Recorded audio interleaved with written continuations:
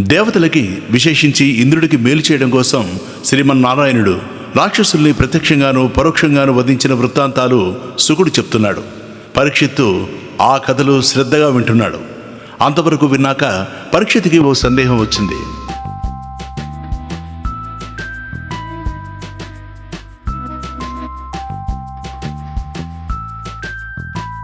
మహర్షి, సమస్త జీవకోటి శ్రీమన్నారాయణుడి సంకల్పం వలనే పుడుతోంది.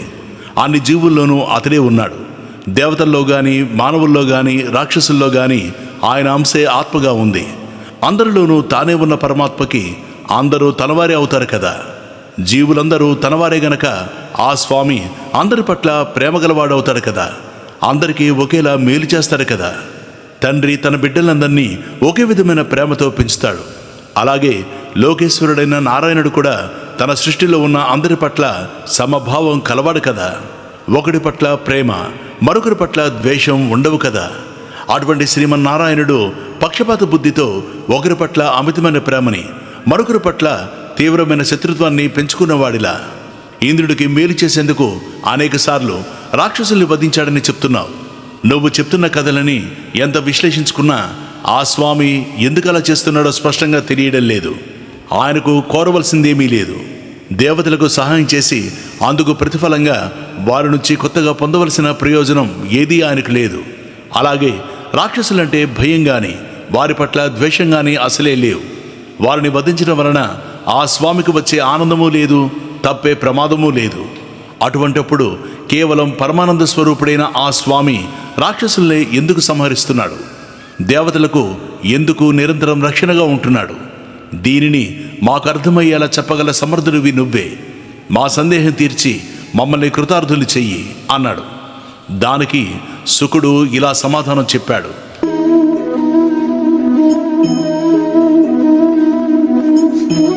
రాజా, శ్రీహరి శుద్ధ సత్యమూర్తి. ఆయనకు అందరూ సమానులే. ఆయన ఎవరిని ద్వేషించి శిక్షించడు, ఎవరిని పక్షపాత దృష్టితో ప్రేమించి దరిచేర్చుకోడు. జీవులు అంతకుముందు జన్మలలో తాము చేసిన పనులకు అనుగుణంగా ప్రవర్తిస్తారు. ఆ ప్రవర్తనకు తగిన ఫలం అనుభవిస్తారు. నువ్వు వేసిన ప్రశ్న కొత్తది కాదు. ఈ ప్రశ్న, దీనికి సమాధానము పూర్వులు ఇదివరకే చర్చించుకున్నవే. నీ పూర్వుల జీవితంలోనే జరిగిన ఒక సంఘటన చెప్తాను. అందులో నీకు కావలసిన సమాధానం దొరుకుతుంది. మీ తాతగారు యుధిష్ఠిరుడు రాజసూయాగం చేశాడు. ఆ యాగంలో చివరి రోజు యజ్ఞం చూడడానికి వచ్చిన ప్రముఖులందరినీ పూజించి సత్కరించారు. వచ్చిన వారిలో అందరికంటే శ్రేష్ఠుడికి ముందు పూజ చేస్తారు. దానిని అగ్రపూజ అంటారు. వచ్చిన పెద్దలని సత్కరించేందుకు నిండు సభ ఏర్పాటు చేశారు. లోకుల్లో ఉన్న రాజులు, ఋషులు, బ్రహ్మజ్ఞానులు అందరితో నిండుగా ఉన్న ఆ సభలో కృష్ణుడికి అగ్రపూజ చేయాలని భీష్ముడు సూచించాడు. కృష్ణుడిపై ద్వేషంతో రగిలిపోతున్న శిశుపాలుడు ఆ సభలో అందరికీ వినిపించేలా భీష్ముణ్ణి, ఆ దేవకీనందుణ్ణి పదే పదే అనరాని మాటలు అన్నాడు. కృష్ణుడు చక్రం ప్రయోగించి శిశుపాలుని వధించాడు. అంతవరకు కృష్ణుని తిడుతున్న శిశుపాలుడు మరణానంతరం వెంటనే జ్యోతి రూపంలో కృష్ణుడిలో ఐక్యమైపోయాడు. అది చూసి సభలో వారందరూ ఆశ్చర్యపోయారు. యుధిష్ఠిరుడు ఆశ్చర్యం నుంచి తేరుకొని సభలో ఉన్న నారదుణ్ణి ఇలా అడిగాడు. నారద మునీంద్ర, భగవంతుడిని నిందించినందుకు యమభటులు వేనరాజుని నరకంలో పడేశారు. ఈ శిశుపాలుడు, దంతభక్తుడు పుట్టినప్పటి నుంచి భగవంతుడైన కృష్ణుణ్ణి భరించలేనంతగా తిడుతూనే ఉన్నారు. న్యాయంగా వాళ్ళ నాలుకలు తెగిపడాలి. ఆ తర్వాత మరణించాక వాళ్ళు కల్పాంతం వరకు నరకంలో మగ్గిపోవాలి. కానీ వాళ్ళ నాలుకలకు ఏమీ కాలేదు, చక్కగా ఉన్నాయి. వాళ్ళు నరకాలలో పడలేదు, సరికదా భగవంతుడిలో ఐక్యమైపోయారు. ఇదేమైనా చిన్న విషయమా? భక్తవరణ్యులకు, పరమయోగులకు, జ్ఞానులకు కూడా దక్కని ఈ మహాభాగ్యం నిత్యం దైవాన్ని దూషించే ఈ పాపాత్ములకి ఎలా దక్కింది? నన్ను అనుగ్రహించి ఈ సందేహం తీర్చు అన్నాడు. నారదుడు సభలో ఉన్న వారికందరికీ వినబడేలా సమాధానం చెప్పాడు. యుధిష్ఠిర, సమస్త ప్రాణుల్లోనూ శ్రీహరి ఉన్నాడు. ఆయనకు అందరూ సమానులే. అంతవరకు నీకు స్పష్టంగా తెలుసు. అంతేకాదు, పూర్వజన్మలలో చేసిన పాపపుణ్యాల ఫలితం ప్రతి జీవి ఈ జన్మలో ఈ శరీరంతో అనుభవించాలి. అలా అనుభవించేలా శ్రీహరి నిర్దేశిస్తాడు. ఈ శరీరం అశాశ్వతమని, అది తన ఉనికి కాదని, దీనిలో ఉన్న పరమాత్మే తన ఉనికి అని అందరూ గ్రహించాలి. కానీ ఈ దేహమే తాను అనే భ్రమలో పడిన జీవుడు ఒకసారి శిక్షించబడుతున్నానని, ఇంకొకసారి రక్షించబడుతున్నానని భ్రమపడతాడు. నీకొక ఉదాహరణ చెప్తాను. ధర్మపీఠం మీద ఉన్న న్యాయమూర్తి నేరం చేసిన వాడికి శిక్ష విధించేటప్పుడు ఆయనకు ఆ నేరగాడి మీద ద్వేషం ఉండదు, శత్రుత్వం ఉండదు. అలాగే దుర్మార్గుల బారిన పడిన వారిని రక్షించినప్పుడు ఆ నిస్సహాయుడి పట్ల స్నేహం ఉండదు, ఆత్మీయత ఉండదు. న్యాయమూర్తి తాను విధించిన శిక్ష గాని, తాను కలిగించిన రక్షణ గాని నిష్పక్షపాతమైన తన న్యాయ పరిపాలనలో భాగంగానే పరిగణిస్తాడు. అలాగే పుణ్యం చేసిన వాడు పుణ్యఫలాన్ని, పాపం చేసిన వాడికి పాపఫలాన్ని అనుభవింపజేస్తాడు ఆ భగవంతుడు. అది అతడి పరిపాలన.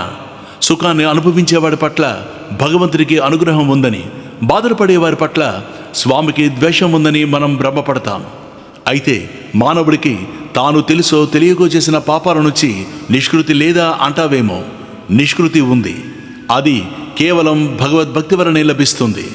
ఆ స్వామిని మనసులో నిలుపుకున్న భక్తులు ఆయన అనుగ్రహాన్ని అనేక కారణాల వల్ల పొందుతారు. శత్రుత్వం వహించి రాత్రింబవళ్ళు ద్వేషంతో గాని, శత్రుత్వ భావం యొక్క నీడ కూడా పడని పరిపూర్ణమైన భక్తితో గాని, ఎక్కడ ఎప్పుడు ఏం చేస్తాడో అనే భయంతో వణికిపోతూ గాని, విడిచి ఉండలేని మైత్రితో గాని, కేవలం కోరికలతో గాని భగవంతుడి మీద మనస్సు స్థిరంగా నిలుపుతారు. అలా ఏ కారణం వలనైతేనేమి తన మీద మనస్సు నిలిపిన వారిని భగవంతుడు తన భక్తులుగానే స్వీకరిస్తాడు. వారి భక్తికి కారణమేమిటని చూడడు. శిశుపాల దంతభక్తులు శత్రుత్వంతోనూ ద్వేషంతోనూ, యాదవులు బంధుత్వంతోనూ, పాండవులు స్నేహంతోనూ, మేము భక్తితోనూ, గోపికలు కోరికతోనూ, ఇలా మనమందరము వేర్వేరు కారణముల వలన భగవంతుడి మీద మనస్సు నిలిపాం. అయితే నేను చెప్పిన ఈ కారణాలలో శత్రుత్వం వహించిన వాడికి ఉన్నంత తీవ్రంగా భగవంతుడి స్మరణ ఇతరులకు ఉండదేమోనని నాకు అనిపిస్తుంది. నువ్వు వేణుడి గురించి చెప్పావు. అతడికి భగవంతుని గురించిన ఆలోచన లేదు. కేవలం నేను, నాది అనే అహంకారంతో అతడు తప్పుల మీద తప్పులు చేసి నరకంలో పడ్డాడు. శిశుపాలుడు దంతభక్తుడు మీకు బంధువులు. వారు శాపగ్రస్తులే పుట్టారు. పుట్టినప్పటి నుంచి మరణించే వరకు కృష్ణుని ద్వేషిస్తూనే ఉన్నారు. ఆ ద్వేషంతో వారు అనుక్షణం ఆ స్వామిని స్మరిస్తూనే ఉన్నారు. అందుచేతనే వారు పరమాత్మతో ఐక్యమైపోయారు. అప్పుడు యుధిష్ఠిరుడు వారిని ఎవరు శపించరు, ఎందుకు శపించారు అని అడిగాడు. అప్పుడు నారదుడు ఇలా చెప్తున్నాడు.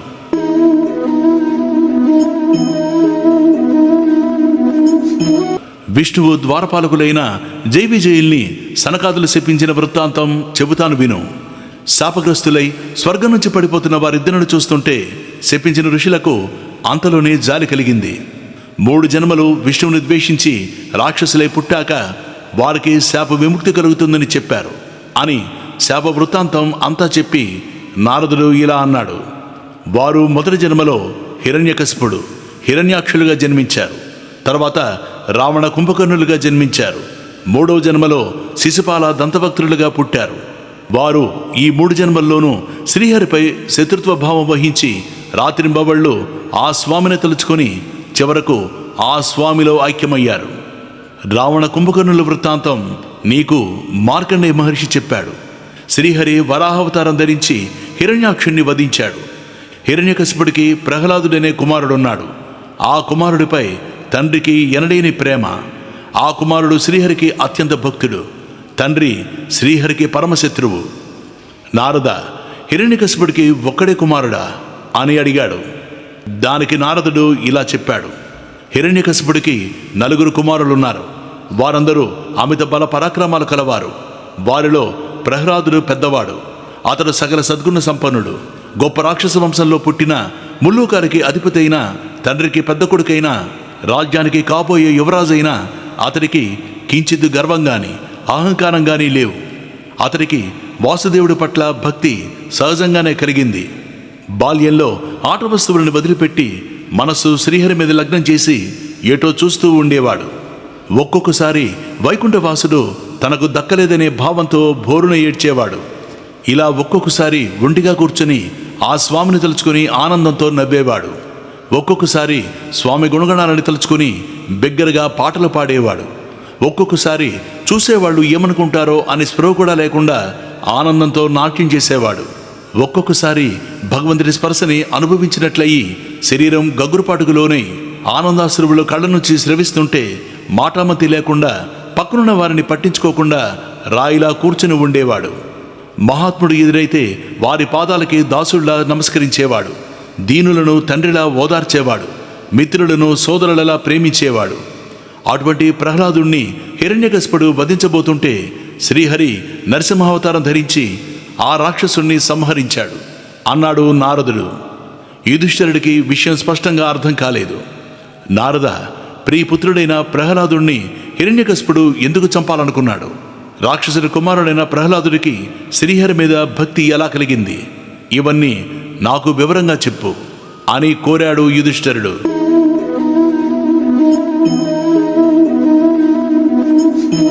రాజా, దక్ష ప్రజాపతి కుమార్తెలు 17 మందిని కశ్యపుడు వివాహం చేసుకున్నాడు.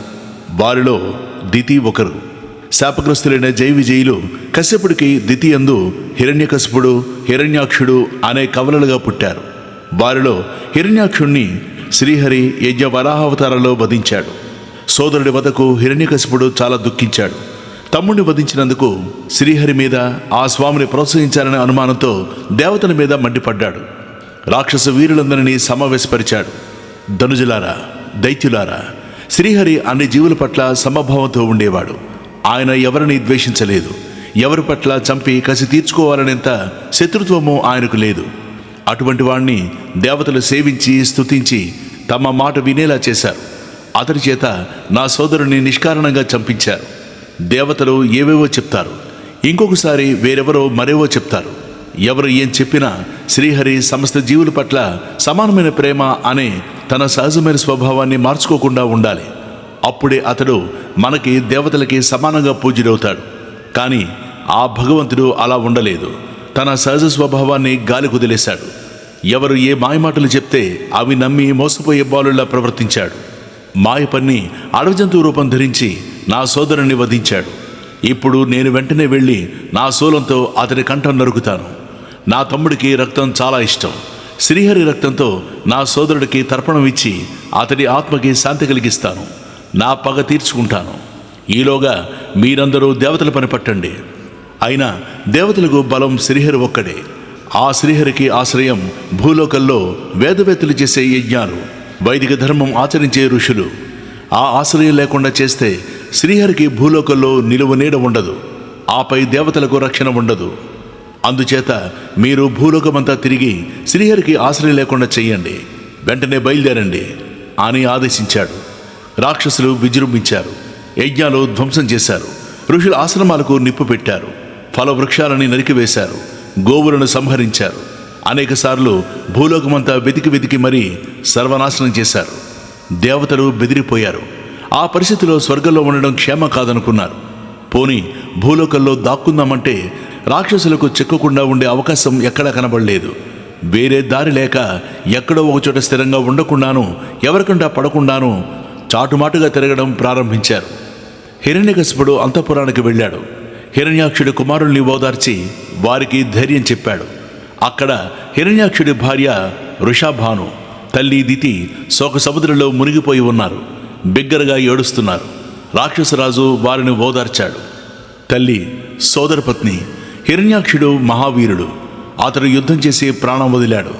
బలమైన శత్రువు ఎదురైనప్పుడు వీరుడు పారిపోకుండా అతడితో యుద్ధం చేసి వీరస్వర్గం చేరుకుంటే అతడి బంధువులు అతడి ధైర్యాన్ని, పరాక్రమాన్ని తలుచుకొని గర్వించాలి. శోకించకూడదు.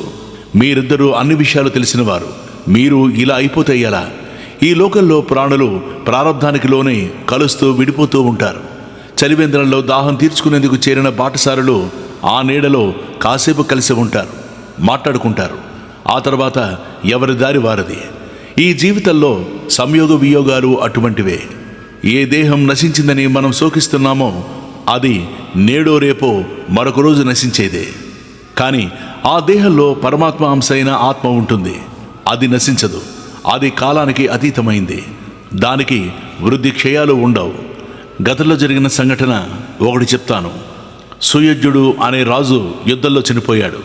అతని భార్యలు గుండెలు పగిలేలా ఏడుస్తూ ఆ రాజు శరీరాన్ని ఉత్తరక్రియలకి తీసుకువెళ్ళనివ్వకుండా అడ్డుకున్నారు. అప్పుడు యముడు ఒక బాలుడి రూపంలో అక్కడికొచ్చి వారితో మాట్లాడి వారికి కనువిప్పు కలిగించాడు. దుఃఖిస్తున్న ఆ భార్యలతో యముడు ఇలా అన్నాడు: మీరెవరూ నాలా చిన్నపిల్లలు కారు. అందరూ మంచి జీవితానుభవం ఉన్నవారే. అనేక మంది జన్మించడం చూశారు, అనేక మంది మరణించడమో చూశారు. ఎందరో చెప్పిన మాటలు విన్నారు, అయినా ఏమీ తెలియని వాళ్ళలా ఏడుస్తున్నారు. పరమాత్మ శాశ్వతుడు. ఈ చరాచర జగత్తు యొక్క సృష్టి స్థితి లయాలు ఆ పరమాత్మ సంకల్పించినట్లే జరుగుతాయి. ఇవి ఆయనకి క్రీడ వంటివి అని జ్ఞానులు అంటారు. ఆయన సంకల్పం ప్రకారమే జననం, జీవనం, మరణం సంభవిస్తాయి. ఈ విషయం మనసుకు పట్టించుకుంటే వియోగం ఇంత దుఃఖాన్ని కలిగించదు. మీ భర్తని శత్రువు చంపలేదు. పరమేశ్వర సంకల్పం ప్రకారం కాలం సంహరించింది. ఆ స్వామి అనుగ్రహించిన ఆయుర్దాయం ఉన్నంత కాలం రాజు ఆనందంగా బ్రతికాడు. ఆ ఆయుర్దాయం పూర్తయింది. రాజు మరణించాడు. ఆ శ్రీహరి అనుగ్రహం ఉంటే భయంకరమైన అడవిలో నిస్సహాయంగా చిక్కుకున్న ఏ బాధ లేకుండా బ్రతికి బయటపడతాడు. అతని అనుగ్రహం లేకపోతే చుట్టూ అన్ని రక్షణలు ఏర్పరచుకుని పక్కనే 10 మంది వైద్యులు పెట్టుకుని తన మందిరంలోనే కూర్చుని ఉన్న అందరూ చూస్తూ ఉండగా మరణిస్తాడు. ఇంతకీ మీరు దేని గురించి ఏడుస్తున్నారు? మీ భర్త అని భావిస్తున్న ఈ శరీరం గురించా? అదే అయితే ఈ శరీరం ఇక్కడే ఉంది కనుక అతడిక్కడే ఉన్నాడు. ఎదురుగా ఉన్నవాడి గురించి ఏడవడం అవివేకం. ఇంతవరకు మీరు మాట్లాడితే ఇతడు విన్నాడు, మీతో మాట్లాడాడు. ఇంతవరకు ఈ శరీరంలో ఉన్న జీవుడి వలన దీనికి ఆ చైతన్యం వచ్చింది. ఆ జీవుడి గురించి మీరు ఏడుస్తున్నారా? ఆ జీవుడు మీ ఎదురుగా ఉన్న శరీరాన్ని వదిలేసింది. ఇక దానికి ఈ శరీరంతో కానీ, దానికి సంబంధించిన భార్యాబిడ్డలతో కానీ, బంధుమిత్రుడితో కానీ సంబంధం లేదు. మీతో ఏ సంబంధం లేని దాని గురించి మీరిలా ఏడవడం మరింత వివేకం. అందువలన మీరిలా ఎన్ని 100 సంవత్సరాలు ఏడ్చినా ఏమీ ప్రయోజనం లేదు. మీ భర్త మీకిక రాడు అని చెప్పి యముడు అదృశ్యమయ్యాడు. తల్లి, అందరిలోనూ ఉన్నది ఒకే పరమాత్మ అని గుర్తించలేక ఇది నేను, అది వాడు అని అజ్ఞానంలో పడి జీవితం గడిపేస్తున్నాం. మనవాడు ఎదుటివాడిని చంపితే ఆనందిస్తున్నాం, ఎదుటివాడు మనవాడిని చంపితే ఏడుస్తున్నాం. ఈ లోకంలో ఎవరికి ఇంకొకరిని చంపే శక్తి లేదు. ఎవరి వలన ఎవడో చనిపోడు. ఎవరికి ఈ లోకంలో ఉండే ఆయుర్దాయం నిండుతుందో వారు మరణిస్తారని, అందుకు మనకు కనిపిస్తున్న కారణం కేవలం నిమిత్త మాత్రమేనని, ఇది పరమాత్మ జీవులతో ఆడించే జగన్నాటకంలో భాగమేనని మర్చిపోతున్నాం. ఇది మీకు తెలుసు. ఒక్కసారి ఈ విధంగా ఆలోచించండి. ఇలా దుఃఖిస్తూ కూర్చోకండి అన్నాడు. వెంటనే దితి, ఆమె కోడలు ఏడవడం మానేశారు. పెద్దవారు అస్తమాను ఒక మాట అంటారు, మనమందరం అన్నీ తెలిసిన వాళ్ళం, మనలో తెలియని వాళ్ళు ఎవరూ లేరు, అయినా తప్పులు చేస్తూనే ఉన్నాం. ఇవి తెలియక చేసిన తప్పులు కాదు, అన్నీ తెలిసిన వివేకవంతులమై ఉండి మనం చేస్తున్నది తప్పని స్పష్టంగా తెలిసి ఉండి చేసిన తప్పులే. హిరణ్యకశిపుడు తల్లికి ఇంత వేదాంతం చెప్తున్నాడు. ఎవరు చనిపోయినా దానికి కారణం వారి ఆయుర్దాయం తీరిపోవడమే అంటున్నాడు. ఎవరు ఎవరిని చంపలేరు అంటున్నాడు. కానీ వెంటనే మళ్ళీ తన తమ్ముణ్ణి శ్రీహరి చంపాడని, అందుకు శ్రీహరిని చంపుతానని అంటున్నాడు అని ఊరుకోలేదు. అందుకు ప్రయత్నం ప్రారంభించాడు. రావణాసురుడు ఘోరమైన తపస్సు చేశాడు, బ్రహ్మను మెప్పించాడు. నిత్యం శివార్చన చేశాడు, శివుణ్ణి మెప్పించాడు. గొప్ప వేదవేత్త. ఏమి చేస్తే భగవంతుడు అనుగ్రహిస్తాడో, ఏమి చేస్తే ఆగ్రహిస్తాడో బాగా తెలిసినవాడు. అయినా వరుసపెట్టి చెయ్యకూడని పనులన్నీ చేశాడు. ఇది విధి లీల, ఎవరు దాటలేనిది. హిరణ్యకశిపుడు తాను అజయుడైన వీరుడు కావాలని, ముల్లోకాలకు చక్రవర్తి కావాలని కోరి మందర పర్వతలోయలో తపస్సు ప్రారంభించాడు. ఒక్క కాలుబట్టిన వేలు మాత్రమే నేల మీద ఆంచి ఆకాశం వైపు చూస్తూ బ్రహ్మను గురించి ఘోరమైన తపస్సు చేశాడు. అతడికి శరీర స్పృహ పోయింది. కదలకుండా రాయిలా నిల్చున్న అతడి మీద పుట్టలు పెరిగాయి. వాటి మీద మొక్కలు మురిచి ఎదిగి వృక్షాలయ్యాయి. ఆ పుట్టలలో చీమలు చేరి అతడి చర్మాన్ని, మాంసాన్ని చాలా వరకు తినేశాయి. అయినా తీవ్రమైన తప ప్రభావం వలన ప్రాణం నిలిచి ఉంది. కొంతకాలానికి బ్రహ్మ ప్రత్యక్షమయ్యాడు. ఎక్కడో పుట్టలడుగున ఉన్న హిరణ్యకశిపుడు బ్రహ్మదేవుడికి కనిపించలేదు. ఆ రాక్షసుడి తపోదీక్షని ఆయన మెచ్చుకున్నాడు. కశ్యపనందన, హిరణ్యకశిప, నీ తపస్సు సిద్ధించింది, నేను వచ్చాను. ఇంతవరకు ఏ ఋషి ఇంత తీవ్రమైన తపస్సు చేయలేదు. ఇకపై కూడా ఎవరూ ఇటువంటి తపస్సు చేయలేరు. నీకు తప్ప వేరెవరికి ఇలా 100 దివ్య సంవత్సరాల కాలం కనీసం నీరైనా తాగకుండా ప్రాణాన్ని నిలిపి ఉంచడం సాధ్యమవుతుందా? నీ తపోనిష్ట వలన నీకు వశమైపోయాను. నీ పట్ల మిక్కిలి ప్రసన్నుడినయ్యాను. అందువలన నువ్వు ఎటువంటి కోరికలు కోరినా, ఎన్ని కోరికలు కోరినా వాటన్నిటినీ తీరుస్తాను. నీకిష్టమైన వరం కోరుకో అని తన కమండలంలో ఉన్న జలాన్ని ఆ పుట్టల మీద చల్లాడు. ఎండిన కట్టెల్లో నుంచి అగ్ని లేచినట్లు హిరణ్యకశిపుడు పొట్టలో నుంచి బయటకొచ్చాడు.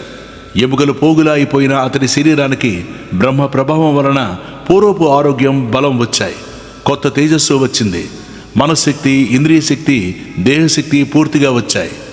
ఆ రాక్షసుడు శిరస్సు నేలకు తగిలించి బ్రహ్మకు నమస్కరించాడు. తల వంచి ఆయన పాదాలను కళ్ళకద్దుకుని స్తుతించాడు. తాను కోరిన వరం చెప్పాడు. నువ్వు సృష్టించే ఏ ప్రాణి వలన నాకు మరణం కలగకూడదు.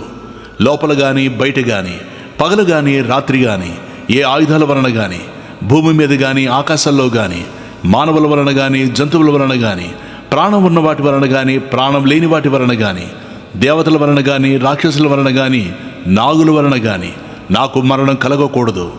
యుద్ధంలో నన్ను ఎదిరించి నిలబడగల ప్రత్యర్థి ఉండకూడదు. సమస్త ప్రాణులకు నేనే ఏకఛత్రాధిపతిని కావాలి.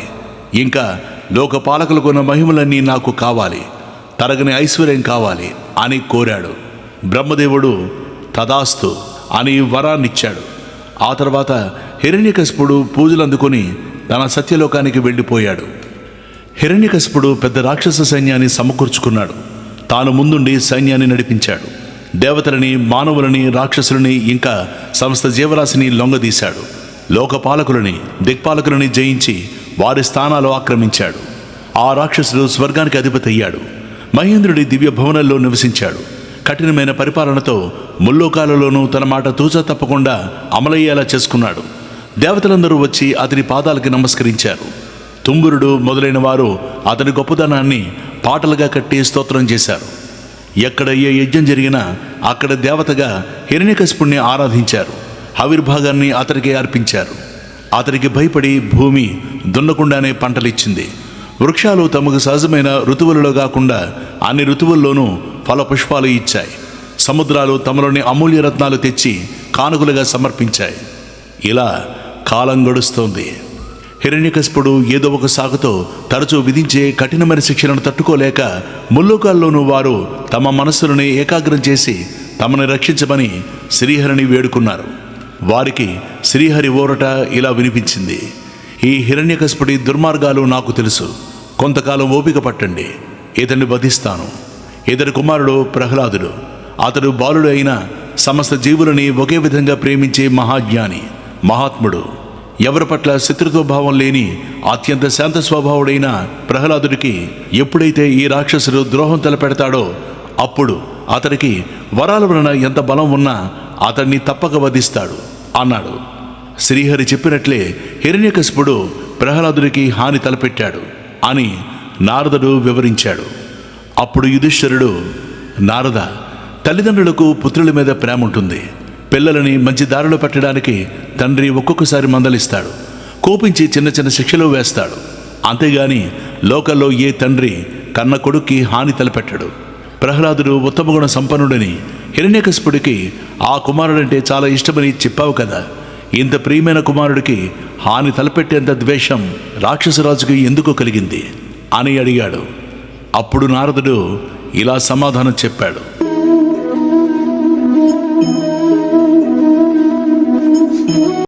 రాక్షసులకు గురువు, పురోహితుడు శుక్రాచార్యుడు. అతడికి శండు, అమర్కుడు అనే ఇద్దరు పుత్రులున్నారు. వారిద్దరూ రాక్షసరాజు మందిరానికి సమీపంలోనే నివసిస్తారు. రాజు తన కుమారుడు ప్రహ్లాదుని విద్యాబుద్ధులు నేర్చుకోమని చండమార్కుల వద్దకు పంపాడు. అప్పటికి ప్రహ్లాదుడి వయస్సు 5 సంవత్సరాలు. బాలుడైన అతడు జ్ఞాని, విష్ణుభక్తుడు. సమస్త జీవుల్లోనూ ఉన్నది పరమాత్మ అంశే అని నమ్మినవాడు. అతడు గురువులు కంఠస్థం చేయమనవన్నీ కంఠస్థం చేసి అప్పగించేవాడు.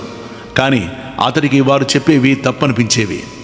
తాము రాక్షసులమని, దేవతలు తమ శత్రువులని గురువులు చెప్తుంటే అతడికి నచ్చేది కాదు. లోకల్లో అందరిలోనూ ఉన్నది ఒకే పరమాత్మ అయితే ఒకరికి ఇంకొకరు శత్రువులు ఎలా అవుతారనేది అతడి ఆలోచన. అయినా గురువులని ఎన్నడూ ఎదిరించలేదు. తనకు తెలిసిన విషయాలు వారి ముందు ప్రదర్శించడం లేదు. అలా కొన్ని రోజులు విద్యాభ్యాసం జరిగింది. ఒకరోజు హిరణ్యకశిపుడు కొడుకుని ఒడిలో కూర్చోబెట్టుకొని, గురువులు నేర్పిన వాటిలో నీకు మంచిదని తోచిన విషయం ఏదైనా చెప్పు అన్నాడు. అప్పుడు ప్రహ్లాదుడు, తండ్రి, మానవులకు విషయభోగాల మీద ఆసక్తి ఎక్కువ. దానివలన వారు సంసార లంపటులైపోతారు. చీకటి నూతిలో పడిన వారు ఆ నూతిలోనే ఆనందంగా ఉండిపోయినట్లు ఆ గృహస్థ జీవితంలోనే చిక్కుకొని అది ఆనందమని భ్రమపడతారు. అటువంటి వారు మేలుకొని ఆ శ్రీహరిని శరణ పొందాలి, అలా జీవిత పరమార్థం సాధించాలి అన్నాడు. ఆ మాట విని హిరణ్యకశిపుడు నవ్వాడు. ఆహా, చిన్నపిల్లలు తాము విన్న మాటలు చిలక పలుకుల్లా ఎలా వల్లిస్తారో కదా. విష్ణువు మాకు పరమశత్రువు. అతని పక్షం వారెవరో ఉత్తమమైన రాక్షస వంశంలో పుట్టిన పిల్లవాడికి ఇటువంటి దుర్బోధలు చేస్తున్నారు. ఆ దుర్మార్గులెవరో కనిపెట్టి వారితో సాంగత్యం కలగకుండా పిల్లవాడిని కాపాడమని చండమార్కుడికి గట్టిగా చెప్పాలి అనుకున్నాడు. ఆ విధంగా జాగ్రత్తలు తీసుకోమని గురుపుత్రుడికి చెప్పాడు. గురుపుత్రుడు అలాగే జాగ్రత్తగా ఉంటామని చెప్పి రాజు వద్ద అనుమతి తీసుకుని ఆశ్రమానికి వెళ్ళారు. ఆశ్రమానికి చేరగానే ప్రహ్లాదుణ్ణి లాలనగా దగ్గరికి పిలిచారు. వత్స, నువ్వు ప్రసిద్ధమైన రాక్షస వంశంలో పుట్టావు. మీ వంశానికి శ్రీహరి పరమశత్రువు. ఆ శ్రీహరి నామస్మరణ చేసి వంశ ప్రతిష్ట దెబ్బతీస్తున్నావు. ఇంతకీ నీకీ చెడుబుద్ధి ఎలా కలిగింది చెప్పు అని అడిగారు. ప్రహ్లాదుడు వినయంగా సమాధానం చెప్తున్నాడు. లోకంలో ఉన్న అనేక కోట్ల జీవులకు వేరువేరు దేహాలున్నాయి. కానీ ఆ జీవులన్నిటిలోనూ ఒకే పరమాత్మ యొక్క అంశాలు ఉన్నాయి. ఈ చిన్న విషయం తెలిసిన వాడికి లోకమంతా తనవారే. అది తెలియని అజ్ఞాని కొందరిని చూసి వీరు నావారు అని ప్రేమిస్తాడు, మరికొందరిని చూసి వారు నాకు శత్రువులు అని ద్వేషిస్తాడు. దీనినే భేదబుద్ధి అంటారు. శ్రీహరి అనుగ్రహం కలగ్గానే అజ్ఞానం నశించి ఆ భేదబుద్ధి పోతుంది.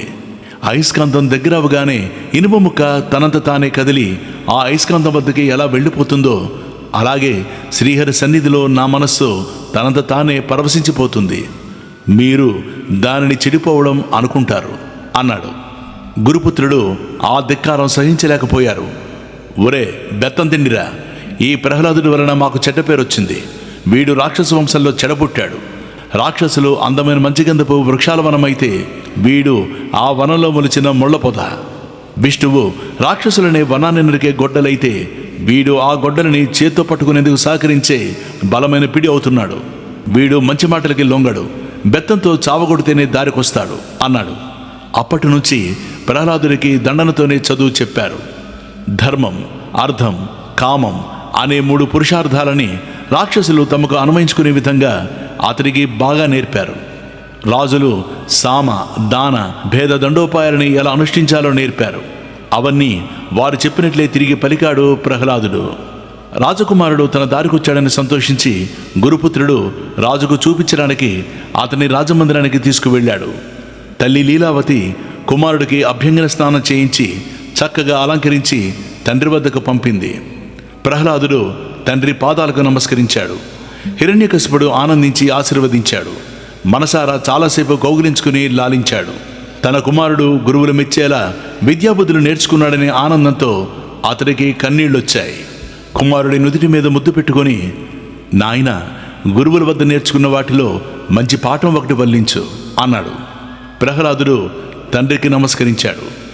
తండ్రి విష్ణువు లీలల్ని వినడం, కీర్తించడం, మాటిమాటికి స్మరించుకోవడం, పాదసేవనం, పూజించడం, నమస్కరించడం, దాసుడిగా ఉండడం, మైత్రి, తనను తాను నీవాడనని స్వామికి సమర్పించుకోవడం అనే 9 విధాలైన భక్తిని అలవరుచుకోవడం మాత్రమే నేర్చుకోవలసిన అన్నిటిలోనూ అత్యుత్తమమైనది అన్నాడు. ఆ మాటలకు హిరణ్యకశిపుడు మండిపడ్డాడు. బ్రాహ్మణాధమా, ఏమిటిది? నేనేం చెప్పానో నువ్వే నేర్పావు. నా ఆజ్ఞను ధిక్కరించి నా కుమారుడికి శత్రుపక్షంలో చేరడం నేర్పించావా? నువ్వు మాకు చేస్తున్న ద్రోహం ఈ అమాయక బాలుడు వలన బయటపడింది అన్నాడు. గురుపుత్రుడు బెదరలేదు, నిర్భయంగా సమాధానం చెప్పాడు. రాజా, నీ కుమారుడికి ఈ బుద్ధి మేము గాని మా ఆశ్రమంలో మరొకరు గాని నేర్పలేదు. ఇది అతనికి సహజంగా కలిగిన బుద్ధి. ఇతడికిది పుట్టుకతోనే వచ్చింది. కోపం నియంత్రించుకో. నీ కుమారుడికి పుట్టుకతోనే వచ్చిన బుద్ధికి మమ్మల్ని తప్పు పట్టకు అన్నాడు. హిరణ్యకశిపుడు ప్రహ్లాదుడి వైపు తిరిగాడు. గురువులు నేర్పలేదు. మన వంశంలో ఇంతవరకు ఎవరికీ లేదు. అయినా అమంగళకరమైనవి, దుర్మార్గమైనవి అయినా ఈ ఆలోచనలు నీకెలా వచ్చాయి అని అడిగాడు. ప్రహ్లాదుడు తొణకకుండా సమాధానం చెప్పాడు. తండ్రి, తాము చాలా లోకజ్ఞాన కలవారము అనుకునేవారు. ఈ జీవితంలో సంసారమే ఒక వ్రతం అనుకుంటారు. ఇంద్రియాలను వశంలో ఉంచుకోవడం అవసరం అనుకుంటారు. చీకట్లో తిరిగేవాడు బయలుదేరిన చోటుకే మళ్ళీ మళ్ళీ వచ్చినట్లు పుడుతూ, చస్తూ, మళ్ళీ పుడుతూ ఈ చక్ర భ్రమణంలో పడి తిరుగుతూ ఉంటారు. చేసిన పనులే మళ్ళీ చేస్తారు, అనుభవించిన భోగాలే మళ్ళీ అనుభవిస్తూ ఉంటారు. అదే పరమ పురుషార్థమనే భ్రమలో పడి ఉంటారు. వారి బుద్ధి తనంత తానుగా గాని, ఇతరులు చెప్తే విని గాని, తెలిసిన వారితో చర్చించినా గాని శ్రీహరి మీద లగ్నం కాదు అని సమాధానమిచ్చాడు. ఆ సమాధానానికి హిరణ్యకశిపుడు మండిపడ్డాడు. ఒడిలో ఉన్న బిడ్డని నేల మీదకి విసిరేశాడు. క్రూరుడైన రాక్షసుల్ని పిలిచాడు. మనం వీడిని ప్రాణం కంటే ఎక్కువగా ప్రేమిస్తున్నాం, ఇంతగా ప్రేమించి లాలిస్తున్నామనని వీడు విడిచిపెట్టాడు. నా సోదరుని చంపినవాడు మనకు బద్ధశత్రువు అయిన విష్ణువు పాదాలని దాసుల్లా పూజిస్తున్నాడు. 5 ఏళ్ల వయసులోనే కన్నవాడని కాదంటున్న ఈ దుష్టుడు ఆ విష్ణువుకి మాత్రం ఏం చేస్తాడు? వీడు మన మధ్యనే ఉంటూ మన శత్రుపక్షంలో చేరాడు. తనకు అపకారం తలపెట్టేవాడు కన్న కొడుకు అయినా అతడు శరీరానికి పట్టిన వ్యాధితో సమానం. వివేకవంతులు వ్యాధి పుట్టిన అవయవాన్ని ఖండించి మిగిలిన శరీరాన్ని ఆ వ్యాధి బారిన పడకుండా కాపాడుకోవాలి. అలాగే వంశానికి కీడు తలపెట్టేవాడిని వధించి వంశాన్ని కాపాడుకోవాలి. రాక్షసులారా, వీణ్ణి ఇక్కడి నుంచి తీసుకుపోయి వెంటనే వధించండి అని ఆజ్ఞాపించాడు. భయంకరమైన రూపాలను రాక్షసులు 5 ఏళ్ల కుర్రవాణ్ణి తమతో తీసుకుపోయారు. అతడి ఆయుపట్ల మీద 12 శూలాలతో పొడిచారు. ప్రహ్లాదుడు భయపడలేదు, ఏడవను లేదు, నన్ను కొట్టవద్దు అని బ్రతిమాలలేదు, రాక్షసుల్ని నిందించలేదు. మనస్సు శ్రీహరి మీద లగ్నం చేసి బాహ్య స్పృహ లేకుండా ఉన్నాడు. రాక్షసులు ఎంత పొడిచినా అతడికి చిన్న గాయం కూడా కాలేదు, రక్తం చిమ్మలేదు. రాక్షసులు ఆశ్చర్యపోయారు. నమ్మలేని ఈ నిజాన్ని రాజుకు చెప్పారు. రాజు వాళ్ళని ఇంకా తీవ్రంగా ప్రయత్నం చేయమన్నాడు. వారికి తెలిసిన ఉపాయాలన్నీ ప్రయోగించి బాలుణ్ణి చంపమన్నాడు. రాక్షసులు ఆ బాలుణ్ణి దిగ్గజాల చేత తొక్కించారు. భయంకరమైన విషసర్పాల చేత కరిపించారు. అభిచార మంత్రాలు తెలిసిన వారి చేత చేతబడులు చేయించారు. కొండల మీదకు తీసుకుపోయి అంత ఎత్తు నుంచి బలంగా కిందకు విసిరేశారు. ఆహారం పెట్టకుండా నీరివ్వకుండా చాలా రోజులు ఉంచేశారు. నిలువెత్తు మంటలలో విసిరేశారు. నీళ్లలో ముంచి ఉంచారు. ఏనుగులంత బండరాలని మీద పడేశారు. ఏం చేసినా ప్రహ్లాదుడు ఆర్తనాదాలు చేయలేదు. అతనికి శరీరం మీద ఈగ వాలినట్లు కూడా లేదు. చక్కగా ఆరోగ్యంగా మిసమిసలాడుతూ ఉన్నాడు. హిరణ్యకశిపుడికి ఏం చేయాలో తోచలేదు. రాజకార్యాలు పట్టించుకోవడం మానేశాడు. దేవతల గురించి ఆలోచించడం లేదు. స్వర్గంలో అట్టహాసంగా కొలువు తీరడం లేదు. ఈ కుమారుని ఏం చేయాలా అని ఆలోచిస్తుంటే రాత్రి పగలు క్షణాల్లా గడిచిపోతున్నాయి. వీడిని చంపడానికి అనేక విధాలుగా ప్రయత్నించాం, కానీ వీడు తన తేజస్సుతో ఆ ప్రయత్నాలన్నిటి నుంచి తప్పించుకుంటున్నాడు. అతడి తేజస్సు ముందు నా ప్రయత్నాలేవీ ఫలించలేదు. వీడికి ఏ గొప్ప మహిమ ఉందో నా ఊహకి అందడం లేదు. ఇంతటి బలవంతులైన రాక్షసులు ఏం చేస్తున్నా వీడు భయపడ్డం లేదు. చూడగా వీడికి మరణం లేదేమో అనిపిస్తోంది. వీడితో విరోధం పెట్టుకున్నందుకు వీడికేమీ కాదు, కానీ నాకు మాత్రం మరణం తప్పదేమో అనిపిస్తోంది. అయినా బ్రహ్మవరం ఉంది గనక నాకు మరణం రాదని ధైర్యంగా ఉంది. ఇలా ఎడతగిన ఆలోచనలతో హిరణ్యకశిపుడి ముఖం వాడిపోయింది. సమస్త లోకాలని జయించిన రాక్షసుడు తలదించుకుని కూర్చున్నాడు. అప్పుడు శుక్రాచార్యుల కుమారులు శండ అమర్కులు రాజు వద్దకొచ్చారు. రాజా, నువ్వు ఏది తలపడితే అది సాధించావు. అనితర సాధ్యమైన తపస్సు చేశావు. బ్రహ్మను మెప్పించావు. ముల్లోకాలను జయించావు. నీ పేరు చెప్తే చాలు లోకపాలకులు గడగడ వణికిపోతున్నారు. ఇలా బలము తెలివి కలిపి ప్రయోగించగల మహాత్ముడివి. అటువంటి నువ్వు ఇంత చిన్న విషయం గురించి ఎందుకింత ఆలోచిస్తున్నావో మాకు తెలియడం లేదు. పిల్లలు బాల్య చేష్టలు చేస్తారు. ఆ చేష్టలు చూసి వాటిని పరిశీలించి వారిలో గుణదోషాలను వెతకకూడదు. బాలురికి విషయ పరిజ్ఞానం ఉండదు. ఆలోచించి మాట్లాడే తెలివి ఉండదు. ఇది మేము చెబుతున్న మాట కాదు, శాస్త్రాలు చెబుతున్నది నీకు వినిపిస్తున్నాం. అంతేకాదు, వయస్సు వస్తున్న కొద్దీ పిల్లల ఆలోచనలో పరిణితి వస్తుంది. బాల్యంలో ఉన్న చాపల్యం పోతుంది. మంచి చెడులు విశ్లేషించి చూడగల వివేకం వస్తుంది. దానికోసం ఓరిమిగా నిరీక్షించాలి. ఈ బాలుడు నువ్వు పెడుతున్న హింసలకి భయపడి పారిపోవచ్చు. అలా చేయకుండా అతన్ని బంధించి ఉంచు. హింసించడం మాను. ఈలోగా మా తండ్రి శుక్రాచార్యుడు వారు వస్తారు. పిల్లవాడిలో మార్పు తేవడానికి ఏం చేయాలో అది చేస్తారు అన్నారు. హిరణ్యకశిపుడికి వారి ఉపదేశం నచ్చింది. ప్రహ్లాదుని తిరిగి వారికి అప్పగించాడు. రాజధర్మాలు గృహస్థ ధర్మాలు ఉపదేశించమన్నాడు. వారు ప్రహ్లాదుని తమ ఆశ్రమానికి తీసుకువెళ్లారు. ప్రేమగా అనునయించి ధర్మార్థ కామాల ప్రాముఖ్యం తలకెక్కించడానికి ప్రయత్నించారు. ప్రహ్లాదుడికి వారు బోధించే విషయాలు నచ్చలేదు. అయినా గురువులకి తనపై ఉన్న ప్రేమాభిమానాలు, తనకేదో నేర్పాలనే వారి పట్టుదల తెలుసు. అందుచేత ఎప్పుడూ వారిని తిరస్కరించి మాట్లాడలేదు. ఒకరోజు గురువులు ఏదో పని మీద ఆశ్రమం వదిలి వెళ్ళారు. ఆ రోజు ఆశ్రమంలోని విద్యార్థులకు ఆట విడుపు. ప్రహ్లాదుడు రాక్షస బాలుడిని తమ వద్దకు పిలిచాడు. అందరూ అతడి చుట్టూ కూర్చున్నారు. ప్రహ్లాదుడు మధురమైన స్వరంతో స్పష్టంగా మాట్లాడుతూ వారందరికీ ఇలా చెప్పాడు: మిత్రులారా, మానవ జన్మ పొందడం ఎంతో కష్టం. అనేక జన్మలలో చేసిన పుణ్యాల వలన ఈ జన్మ వస్తుంది. ఇటువంటి జన్మలో పుట్టినది మొదలు మరణించే వరకు ఇది నాది, అది వాడిది, వాడి దగ్గర ఉన్నది నేను పొందాలి. అందుకు ఏం చేయాలి? ఇటువంటి ఆలోచనలతో మనం జీవితం గడిపేస్తాం. ధనం విషయమే చూడండి, దాని మీద ఒక్కొక్కరి ఆశ గమనించండి. ఆ ధనం కోసం దొంగ ప్రాణానికి తెగించి ఇంకొకడు ఇంట్లో ప్రవేశిస్తాడు. ధనం కోసమే సేవకుడు తన శక్తిని ఇంకొకరికి ధారపోస్తాడు. ఆ ధనం కోసమే వర్తకుడు ఆయుర్దాయమంతా వినియోగిస్తాడు. రాను రాను మానవులకి ధనం ప్రాణం కంటే ప్రియమైనదిగా మారింది. అటువంటి ధనం పట్ల అంతులేని దాహాన్ని ఎవడు విడిచిపెడతాడు? అలాగే సంసారము. నేడు బాలుడుగా ఉన్నవాడికి క్రమంగా యవ్వనం వస్తుంది. వెంటనే యువతలు ఆడించినట్లు ఆడే కోతిలా అయిపోతాడు. తర్వాత పిల్లలు, మనవలు వస్తారు. వారి మీద పిచ్చి ప్రేమతో వివేకం వదిలేసి ప్రవర్తిస్తాడు. చివరికి ముసలివాడే వ్యాధులు బాధిస్తుంటే దుఃఖిస్తూ జీవితం చాలిస్తాడు. అంతే తప్ప ఈ బంధుత్వాలు, అనుబంధాలు అశాశ్వతమని ఎంత చెప్పినా, ఎందరిని చూసినా గుర్తించడు. ఇదేనా మానవ జీవితం అంటే? అందరూ ఆలోచించండి. ఆశలోనూ మోహంలోనూ పడి కొట్టుకోవడం మన జీవిత పరమార్థం కాదని గ్రహించండి. జనన మరణాల చక్రభ్రమణ నుంచి బయటపడడమే మానవ జాతికి అసలైన పరమార్థం. ఇది ఈ మానవ జన్మలోనే సాధ్యమవుతుంది.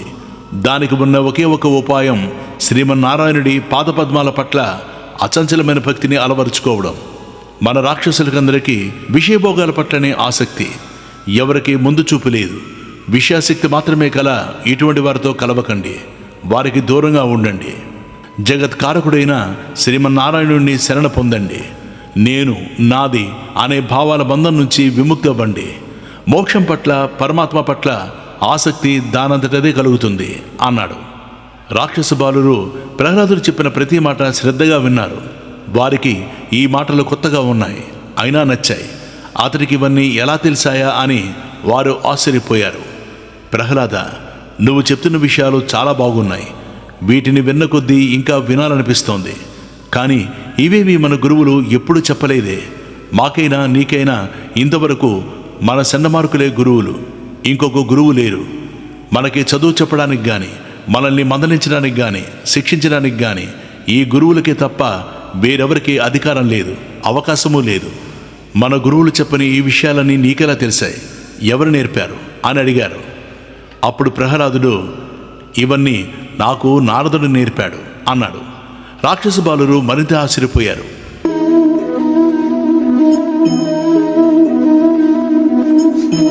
గురువుల ఆశ్రమం, అంతఃపురం తప్ప వేరే ఎక్కడికి వెళ్ళని నిన్ను కలవడం ఎవరికీ సాధ్యం కాదే. మహాత్ముడైన నారదుడు ఎవరికీ తెలియకుండా నిన్ను ఎలా కలిశాడు? ఎక్కడ కలిశాడు? ఇవన్నీ ఎప్పుడు చెప్పాడు? ఇటువంటి విషయాలు ఆశ్రమంలో చెప్పడానికి గురువులు అనుమతించరు. అంతఃపురంలో నీ తల్లిదండ్రులు అనుమతించరు. అటువంటప్పుడు నారదుడు ఎవరికి తెలియకుండా నీకివన్నీ ఎలా నేర్పాడు? ఈ రహస్యం ఏమిటో మాకు చెప్పి తీరాలి అన్నారు. ప్రహ్లాదుడు ఏమీ దాచలేదు. జరిగింది జరిగినట్టు చెప్పాడు. మా తండ్రి తపస్సు కోసం మందర పర్వతానికి వెళ్ళాడు కదా, అదే అదునుగా భావించి దేవతలు రాక్షసుల మీద దండయాత్ర చేశారు. రాక్షస సేనకి నాయకుడు లేడు. అయినా వారు శక్తి ఉన్నత మేర యుద్ధం చేశారు. కానీ దేవతల ముందు నిలవలేకపోయారు. సైనికులు, సేనా నాయకులు ప్రాణాలు దక్కితే చాలని పారిపోయారు. భార్యాబిడ్డలని, సంపదలని వదిలేసి ఎటు అవకాశం ఉంటే అటువైపు వెనక్కి తిరిగి చూడకుండా పారిపోయారు. దేవతలు మన నగరం ప్రవేశించారు. మా రాజమందిరానికి నిప్పంటించి దానిని నాశనం చేశారు. ఇంద్రుడు నా తల్లి లీలావతిని చెరబట్టాడు. అతడు బలవంతంగా లాక్కుపోతుంటే నా తల్లి రక్షించమని ఆర్తనాదాలు చేసింది. దైవవశాత్తు నారదుడు అక్కడికొచ్చాడు. ఇంద్రుణ్ణి ఆపాడు. ఇంద్ర, ఈమె మహాపతివ్రత. ఈమె వలన మీ దేవతలకి ఎప్పుడు ఏ హాని జరగలేదు. ఈమెను వెంటనే విడిచిపెట్టు అన్నాడు. ఇంద్రుడు అంగీకరించలేదు. ఈమె గర్భంలో హిరణ్యకశిపుడి బిడ్డ ఉన్నాడు. ఇతడు పెరిగి పెద్దవాడైతే ఇతన్ని మేము తట్టుకోలేము. ప్రసవం అయ్యే వరకు ఈమె మా వద్దనే ఉంటుంది. బిడ్డ పుట్టగానే శత్రుశేషం లేకుండా అతడిని నేనే వధిస్తాను. ఆ తర్వాత ఈమెను విడిచిపెడతాను అన్నాడు. అప్పుడు నారదుడు, ఇంద్ర, ఈమె గర్భంలో ఉన్న బిడ్డ మహాభక్తుడు, శ్రీమన్నారాయణుడికి చాలా ప్రియమైనవాడు. అటువంటి వాడిని వధించడం నీకు సాధ్యం కాదు అన్నాడు. నారదుడి మాటలు విన్న ఇంద్రుడు నా తల్లిని విడిచిపెట్టాడు. ఆ దేవర్షి నా తల్లిని ప్రసవం అయ్యే వరకు తన ఆశ్రమంలో ఉండమన్నాడు. ఆమె అంగీకరించింది.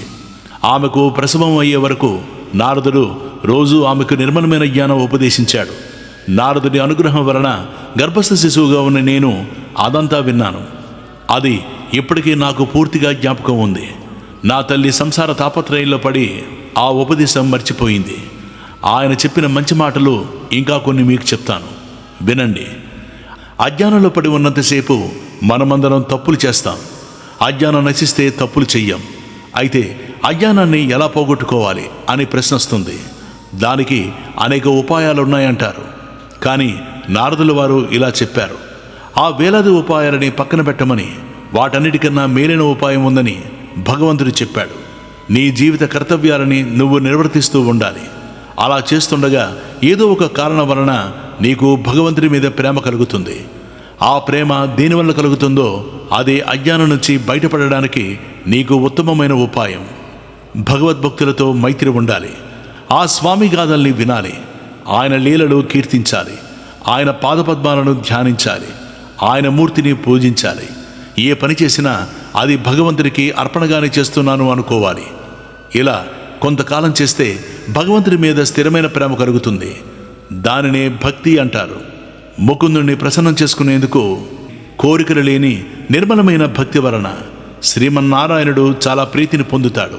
మిగిలినవన్నీ లేని ప్రేమ ఉన్నట్లు నటిస్తూ చేసే పనులే. ఇలా ప్రహ్లాదుడు రాక్షస బాలురికి ముందు చేసిన ఉపదేశాన్ని మరింతగా మనసుకు పట్టేలా చెప్పాడు. ఆ తర్వాత ఏం జరిగిందో నారదుడు యుధిష్ఠిరుడికి చెప్తున్నాడు.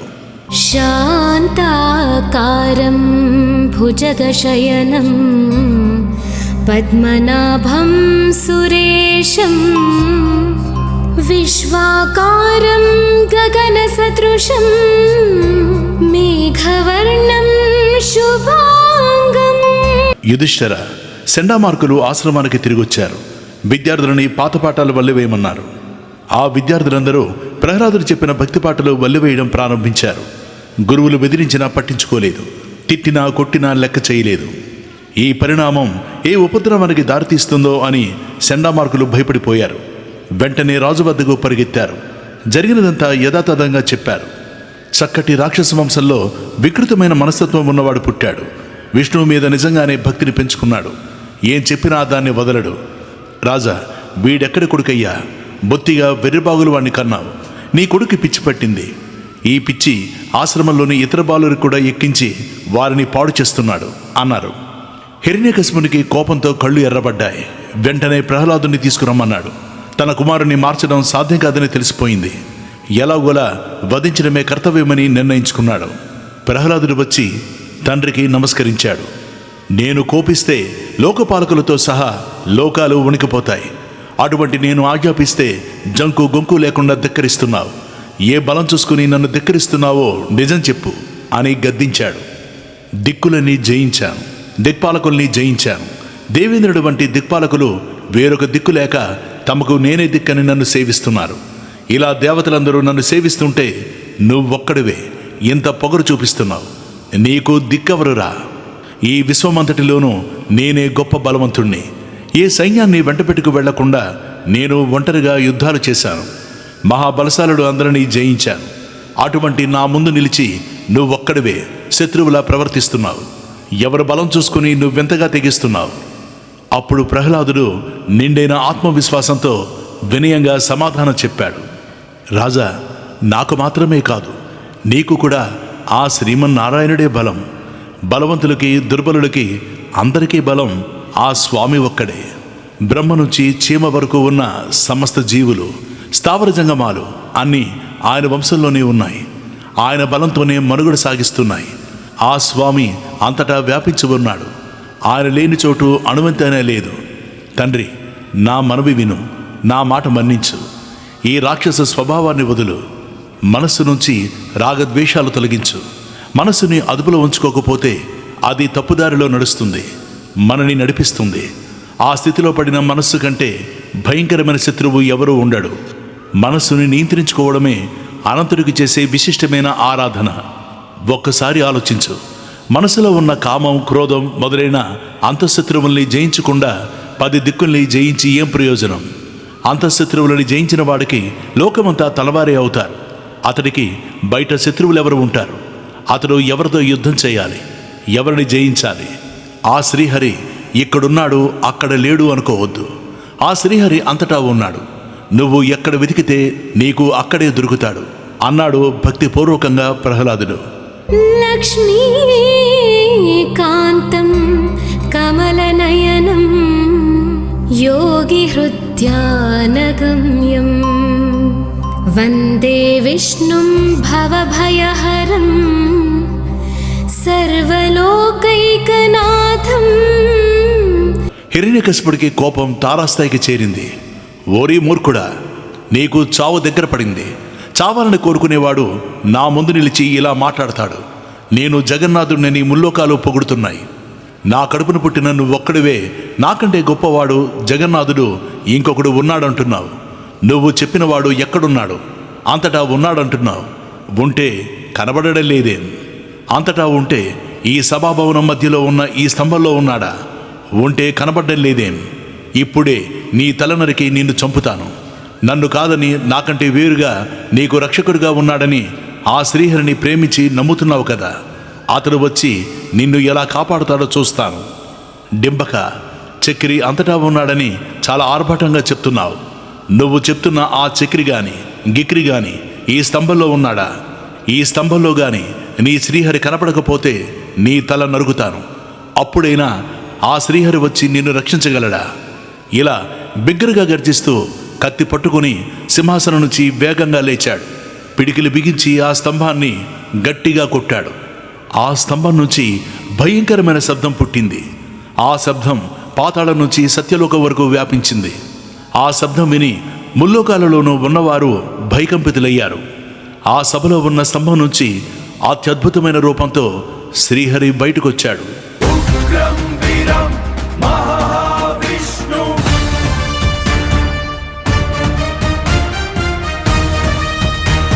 ఆ రూపం సింహం రూపమే, కానీ పూర్తిగా సింహం కాదు. మానవ రూపమే, కానీ పూర్తిగా మానవుడు కాదు.